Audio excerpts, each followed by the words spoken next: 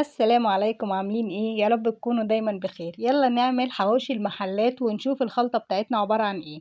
معايا نص كيلو لحمة، نص كيلو بصل، طماطميتين، فلفل، وده فلفل حامي للي بيحب الحامي.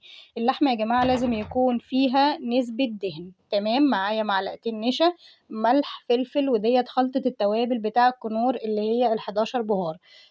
زي ما احنا شايفين كده اللحمة تقريبا 80 لحمة حمراء، 20 دهن، علشان يبقى طعمها حلو معايا. حطيت المكونات دي كلها على بعض وهقلبها كده. ما زودش قوي في التوابل علشان احس بطعم اللحمه اللي باكلها.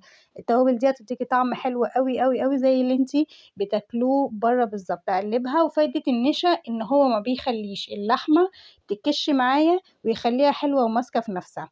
العيش من الحاجات المهمه برضو معايا في الخلطه بتاعتي. لازم العيش ما يكونش تخين قوي علشان العيش ما يتحمرش من بره واللحمه من جوه تبقى نيه.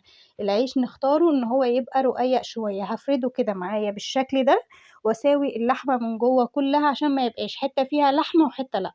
طبعا بقى كل واحد حر، اللي حابب يحط لحمه بزياده، اللي حابب اللحمه تبقى قليله.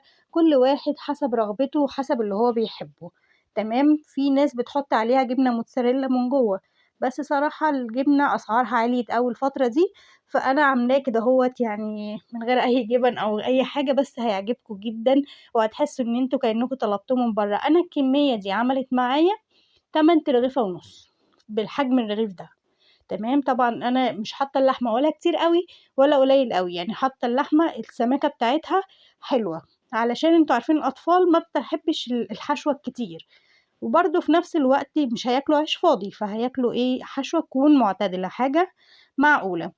نُص كيلو اللحمة بياخد نُص كيلو بصل، كيلو اللحمة بياخد كيلو بصل.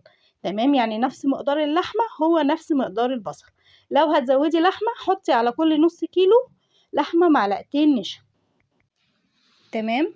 يعني كل نُص كيلو لحمة بياخد معلقتين نشا، والملح حسب ما انتم عايزين، والفلفل الأسمر، والتوابل اللي هي ال11 بهار، البصل نُص كيلو زي ما قُلنا، وطماطميتين وفلفلتين والفلفل الحامي حسب الرغبة. هاجيب طاسة هنا أسخّنها كويس أوي وأحط عليها حبة زيت، وهابدأ إن أنا أعمل الحواوشي بتاعي. أنا بافضّل الحواوشي اللي فوق البوتاجاز بصراحة، زي الحواوشي اللي بيعملوه على الصاج في المحلات. يعني نادرًا لمّا بالاقي محل بيدخّل حواوشي فرن، هو يا إمّا بيعمله على الصاج يا إمّا بيعمله على الفحم. تمام. فأنا هاعمله هنا كإنه معمول على الصاج، بس أهم حاجة تكون سخنة. أول ما تسخن أوي وأنزّل العيش بتاعي، هابدأ إن أنا أوطّي النار عشان العيش ما يتحرقش من برّه والحواوشي من جوّه تبقى اللحمة لسه نيّة. فأنا أوطّي النار كده عليه وأسيبه يستوي بهدوء خالص مع نفسه. نسيبه إيه، يعيش ويتعايش كده مع نفسه. العيش بتاع التموين مش بينفع أوي في الحواوشي، عشان نبقى صُرحا مع بعض. لازم نجيب العيش الأبيض السياحي. لو عايزين ناخد رغيف حواوشي ممتاز، نجيب العيش الأبيض السياحي ونقول له إحنا عايزين العيش ده للحواوشي، بحيث إن هو وشه ما يبقاش متحمّص أوي، يبقى وشه أبيض. تمام. بُصّوا ما شاء الله، الله أكبر، تحفة، ومش شارب زيت خالص، حلو أوي. هيبقى من برّه كده تحسّيه إن هو crispy ومن جوّه طري، فحلوة أوي، أوي الطريقة دي، جرّبوها وهتحبوها جدًا.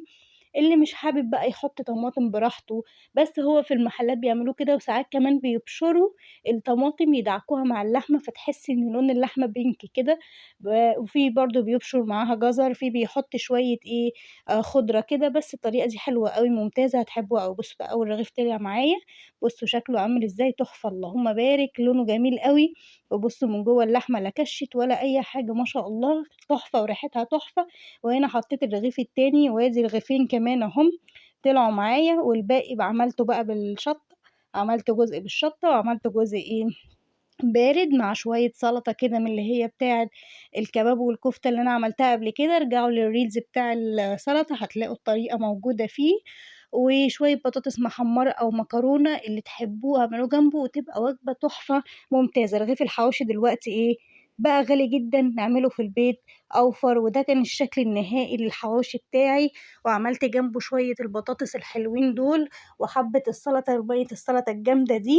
ولو عجبتكم الوصفة ما تنسوش الاشتراك وكومنت حلو زيكم، ودعوة حلوة في الكومنت، ونورتوني في قناتي. وعرفوا اصحابكم بالقناة وتابعوا الوصفات بتاعتي، هنزل لكم وصفات اقتصادية حلوة قوي الفترة الجاية، وزي ما وعدتكم في فيديو تفريزات رمضان. كل سنة وانتم طيبين وعلى الخير متجمعين يا رب، ودايما منورين قناتي بدعمكم واشتراككم وكومنتاتكم الجميلة. نورتوني.